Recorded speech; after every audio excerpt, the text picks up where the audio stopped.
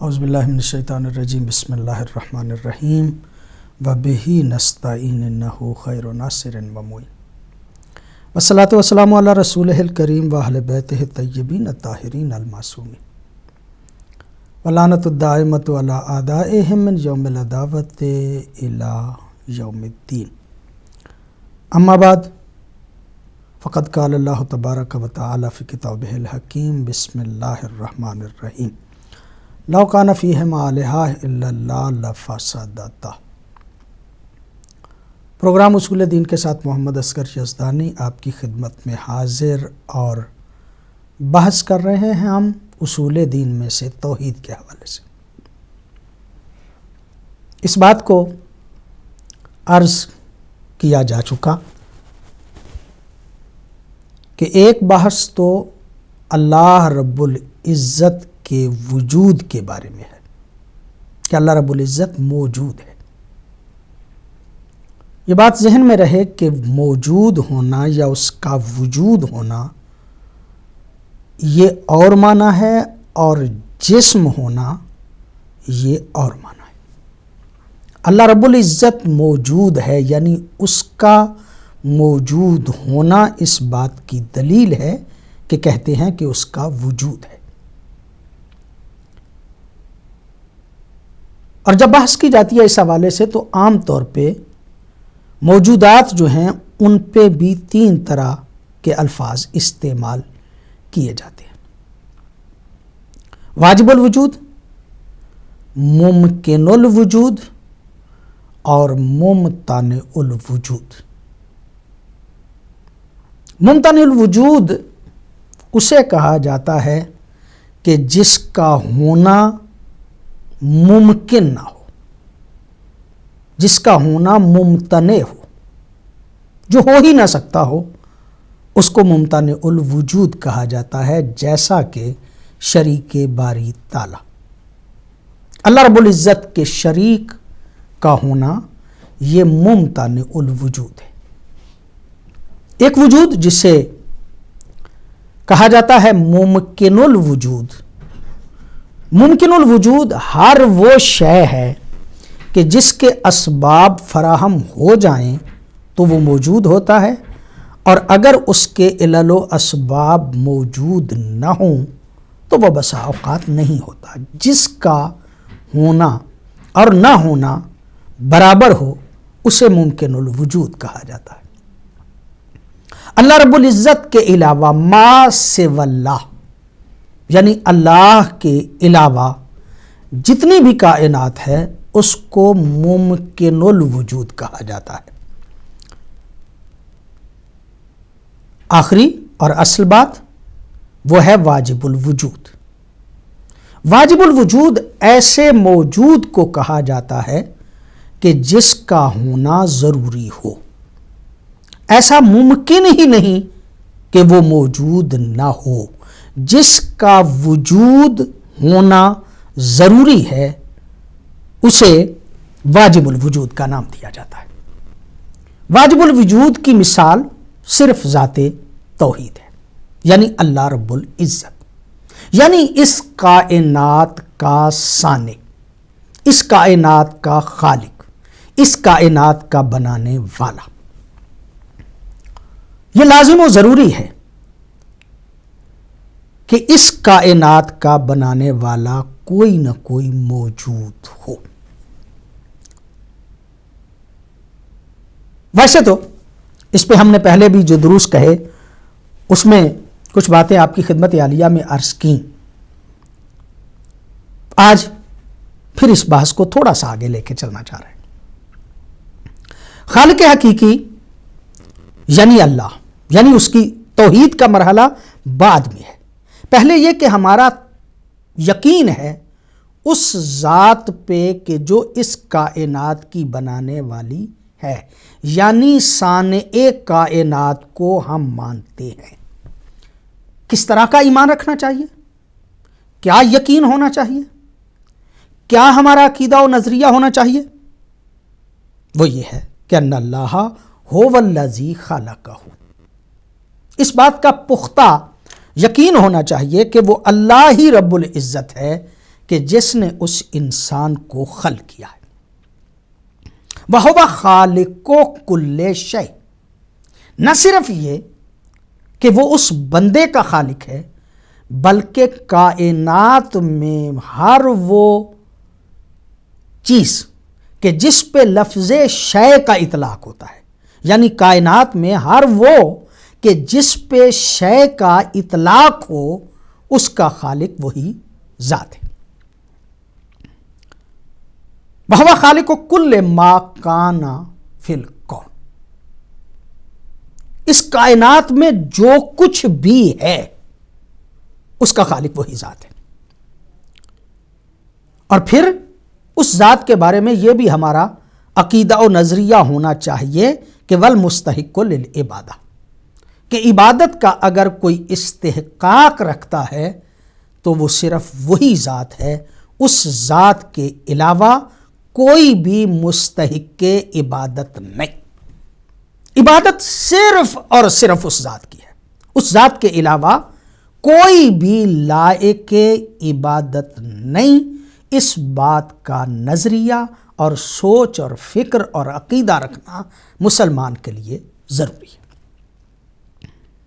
وَهُوَ الَّذِي أَوْجَدَهُ مِنَ الْعَدَمِ، وہ وہی ذات ہے کہ جس نے اس کائنات کو بھی اور ہر انسان کو بھی عدم سے وجود عطا کیا ہے، نہ ہونے سے ہونے میں بدل کے لے کے آیا۔ وَبِيَدِهِ كُلُّ شَيْءٍ، اور وہی وہ ذات ہے کہ جس کے ہاتھ میں ہر شے ہے، اس کے قبضہ قدرت سے کائنات کی کوئی شے باہر نہیں۔ کوئی یہ تصور ہی نہیں کر سکتا کہ اس کائنات کا ذرہ ذرہ جو ہے وہ اسی کے ہاتھ میں ہے اور اس کے ہاتھ سے خارج نہیں۔ فالخلق والرزق والعطا والمن والامانہ والاحیاء والصحہ والاماتہ، یہ ساری کی ساری چیزیں اسی ذات توحید کے قبضہ قدرت میں ہیں۔ یعنی یہ کہ خلق وہی کرتا ہے، رزق وہی عطا کرتا ہے، عطا وہی کرتا ہے، موت اسی کے قبضہ قدرت میں ہے، حیات اسی کے قبضہ قدرت میں ہے، صحت اور مرض بھی اسی ذات کی طرف سے ہے۔ اس بات کا نظریہ، اس بات کا عقیدہ رکھنا ہر مسلمان کے لیے ضروری ہے کہ وہ جس اللہ کو مانتا ہے وہ اللہ وہ ذات ہے کہ جو ہر شے پہ قادر بھی ہے، اس کے ہاتھ میں ہی ہر شے ہے، خلق بھی وہی کرتا ہے، رزق بھی وہی دیتا ہے، عطا بھی وہی کرتا ہے، اگر کسی کو دینے سے منع کرتا ہے تو یہ بھی اسی کے قبضہ قدرت میں ہے، اگر زندگی عطا کرتا ہے تو وہ بھی اسی کے قبضہ قدرت میں ہے، اگر کسی پہ موت آتی ہے تو وہ بھی اسی کے قبضہ قدرت میں ہے، اگر کوئی صحت مند ہے تو وہ بھی اسی کی قدرت کاملہ کی وجہ سے ہے، اور اگر کوئی مریض ہوتا ہے تو وہ بھی اسی کی ذات کے قبضہ قدرت میں ہے۔ کلھا تحت ارادتہ، یہ تمام کی تمام چیزیں اسی کے ارادے کے نیچے ہیں۔ انما امرہ اذا اراد شیئا ان یقول لہ کن فیکون، اس کا امر یہ ہے کہ جب وہ ارادہ کر لیتا ہے تو اس کے کہنے کی وجہ سے ہر چیز جو ہے وہ ہو جاتی ہے۔ پہلے تو یہ ایمان، اور یہ ایمان بھی رکھنا، اس کی تفصیلات تو ہم عرض کر رہے ہیں، وجود ذات باری تعالی ہر انسان کی فطرت میں موجود ہے۔ اب جب ہم بحث کرتے ہیں توحید کے بارے میں تو یہ بحث بھی گویا اس طرح سے ہو سکتی ہے کہ ایک تو وہی جس طرح ہم نے عرض کیا کہ وجود باری تعالیٰ کے بارے میں ہے، یعنی موجود اس کا ہونا، پہلی بات تو یہ ہے۔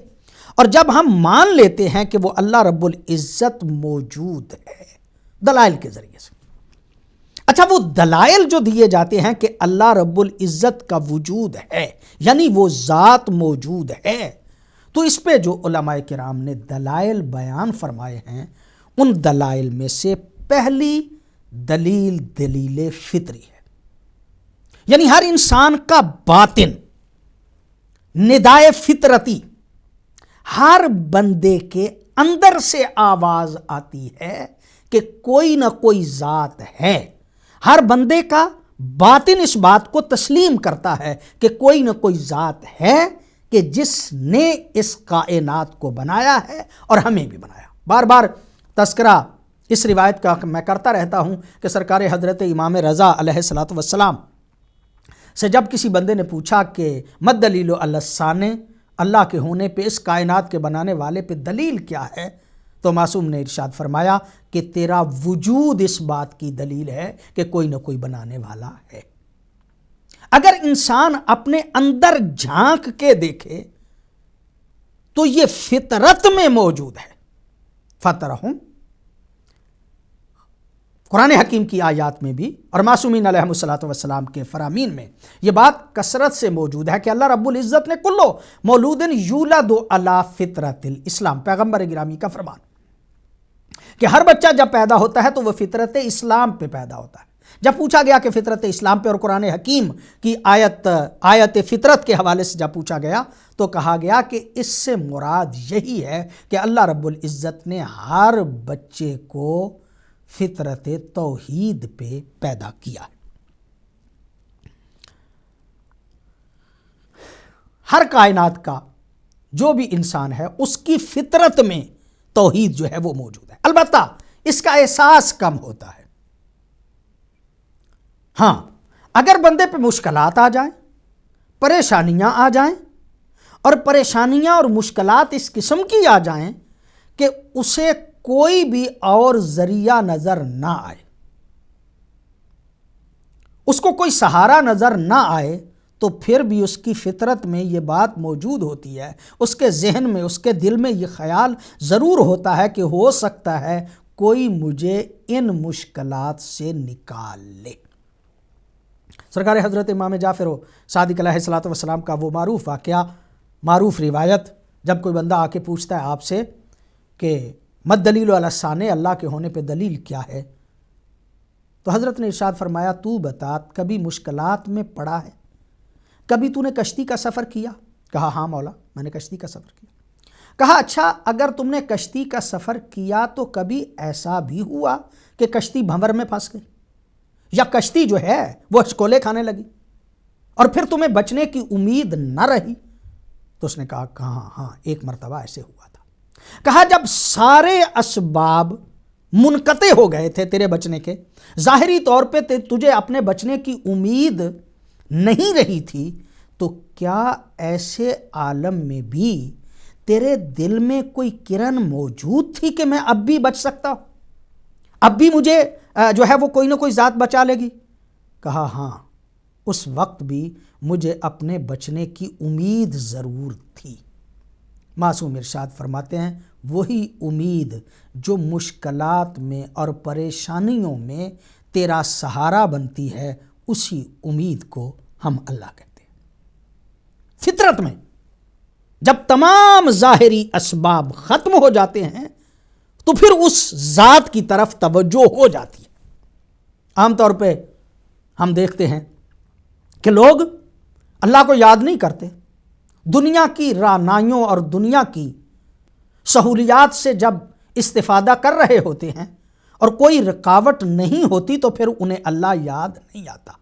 लेकिन जब परेशानियों में आते हैं, जब उन पे मुश्किलात पड़ती हैं, जब कोई मरीज़ हो जाता है, जब कोई इस ज़िंदगी के भंवर में फंस जाता है, तो फिर यकीनन उसे ख़याल आता है कि कोई ना कोई बंदा ऐसा होना चाहिए कि जिससे मैं दुआ कराऊं।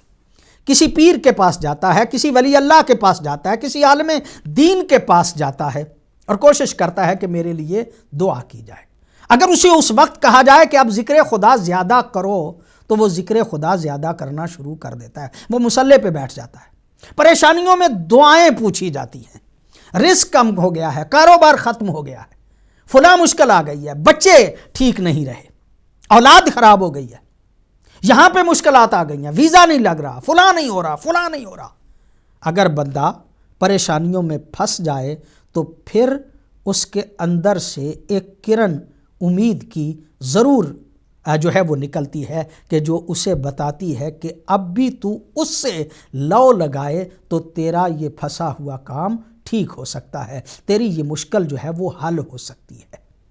فطرتی اس تصور توحید کی طرف عام حالات میں بندہ متوجہ نہیں ہوتا، لیکن جب اس پہ مشکلات آتی ہیں تو یقیناً وہ اپنی فطرت کی طرف متوجہ ہو جاتا ہے۔ دوسری دلیل اس اللہ کے اللہ ہونے پہ عقلی ہے۔ پہلے فطرت اور دوسری دلیل عقلی۔ دلیل عقلی سے مراد ہماری بالکل اس کے برخلاف استدلال کا ذریعہ اختیار کیا جاتا، اور جب ہم استدلال کا ذریعہ اختیار کرنا چاہیں تو کائنات کی جس چیز کی طرف بھی دیکھیں اور اس پہ ہلکا سا بھی غور کریں تو اس ذات پہ ایمان پختہ ہو جاتا ہے۔ اپنے عقل، اپنے حواس جو اللہ رب العزت نے ہمیں دیے ہیں اس لیے کہ ہم تفکر کریں، غور و فکر کریں اس کی اس ساری مخلوق میں، اگر انہی حواس پہ غور کیا جائے، اگر انسان اس کائنات پہ غور کرے تب بھی اسے اللہ کا یقین ہو جاتا ہے، اور اگر وہ کائنات پہ نہیں بلکہ اپنے آپ پہ غور و فکر کرے تب بھی وہ اللہ کی طرف متوجہ ہو جاتا ہے۔ کائنات کی جو چیز دیکھے گا اسے منظم نظر آئے گی، اسے ایک پوری ترتیب سے نظر آئے گی، ایک نظم و ضبط جو ہے وہ کائنات کی ہر چیز میں نظر آئے گا۔ یہ کائنات کی ہر چیز کا منظم، یہی وجہ ہے کہ علماء کہتے ہیں کہ جتنا کوئی سائنسدان زیادہ ترقی کرتا ہے وہ در حقیقت اس اللہ رب العزت کے نظم کو سمجھنے کی کوشش کرتا ہے۔ سائنسدان کوئی نئی چیز ایجاد نہیں کر رہے ہوتے، بلکہ وہ اس اللہ رب العزت کی طرف سے کائنات کو جو نظم عطا کیا گیا ہے اس نظم کو سمجھنے کی کوشش کرتے رہتے ہیں۔ جتنا بندہ کوئی اس کے نظم کو زیادہ سمجھ جاتا ہے اتنا ہی وہ بڑا سائنسدان ہو جاتا ہے، اور جب یہ کائنات کی ہر شے منظم ہے تو کوئی نہ کوئی تو ہے کہ جس نے اس کائنات کو نظم دیا ہے۔ اگر ہم پوری کائنات کو دیکھیں تو یہ پوری کائنات بھی اللہ کے اللہ ہونے پہ دلیل ہے، اور اگر بندہ اپنے آپ کو دیکھے، اپنے حواس کو دیکھے، حتیٰ مختصراً یہ کہ اگر وہ غور کرے کہ جہاں پہ اللہ رب العزت نے آنکھوں کو رکھا ہے، اگر وہ سوچنا بھی شروع کر دے کہ اس جگہ کے علاوہ کسی اور جگہ پہ آنکھیں لگائی جا سکتی ہیں، اگر وہ غور کرے تو پھر اسے ماننا پڑے گا کہ جہاں اللہ رب العزت نے ان آنکھوں کو رکھا ہے اس کے علاوہ جس جگہ پہ بھی رکھے گا وہ جگہ غلط ہوگی، صحیح جگہ وہی ہے کہ جہاں پہ اللہ رب العزت نے ان آنکھوں کو رکھا ہے۔ اسی طرح علی ھذا القیاس باقی جتنے اعضاء ہیں،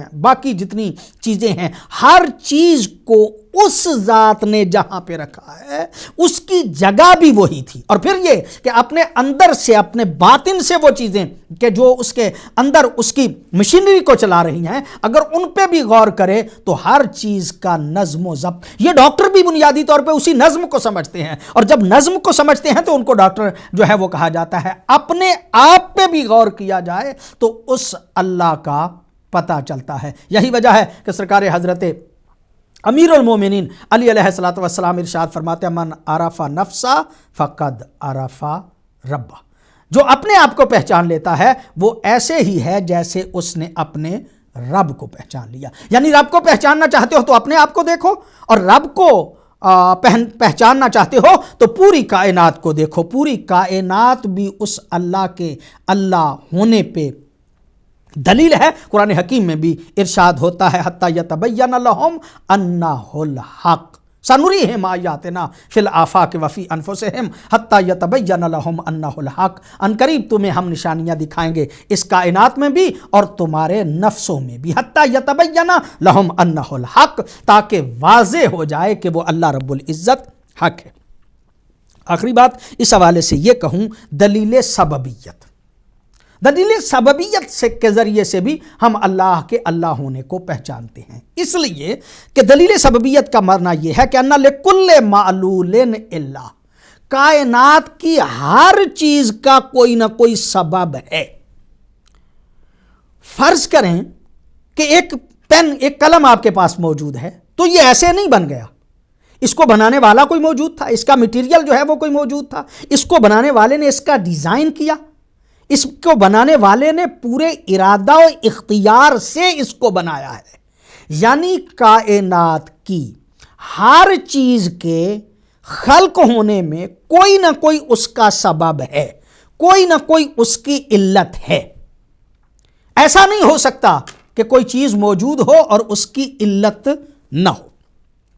ہر چیز کی علت کا ہونا، ان لکل معلول الا لانہ لا بناء من دون بنا، اس لیے کہ کوئی عمارت بن ہی نہیں سکتی جب تک کہ اس کا بنانے والا موجود نہ ہو۔ جب کوئی چیز بغیر بنانے والے، ووجود المعلول دلیل علی وجود العلہ، کسی چیز کا ہونا اس بات کی دلیل ہے کہ اس کا کوئی نہ کوئی بنانے والا ہے۔ اگرچہ یہ مثال دی گئی، لیکن پھر دوبارہ اس مثال کو دینا چاہ رہا ہوں کہ یہ اتنی واضح بات ہے، اتنی سامنے کی بات ہے کہ کوئی بندہ اس کا انکار نہیں کر سکتا۔ پیغمبر گرامی صلی اللہ علیہ وآلہ وسلم اپنے پیارے صحابہ کرام رضوان اللہ علیہم کے ساتھ جا رہے تھے کہ راستے میں یہی بات ہو رہی تھی کہ مد دلیل الصانع، اللہ کے اللہ ہونے پہ دلیل کیا ہے، یعنی اس کائنات کے بنانے والے پہ دلیل کیا ہے۔ گزر رہے تھے اور راستے میں ایک عورت جو بڑی سادہ، بڑی سمپل، وہ چرخہ کاٹ رہی تھی تو ایک مرتبہ پیغمبر گرامی نے کہا اس عورت کو کہ تو بتا کہ اللہ کے اللہ ہونے پہ دلیل کیا ہے، اس کائنات کے بنانے والے پہ دلیل کیا ہے۔ پیغمبر گرامی نے جب پوچھا، روایات میں یہ ملتا ہے کہ اس نے چرخہ کاٹتے کاٹتے ایک مرتبہ اپنی انگلی کو روکا اور روک کے تھوڑی دیر کے بعد پھر چلانا شروع کر دیا۔ جب روک کے دوبارہ چلانا شروع کر دیا تو پیغمبر گرامی آگے بڑھ گئے۔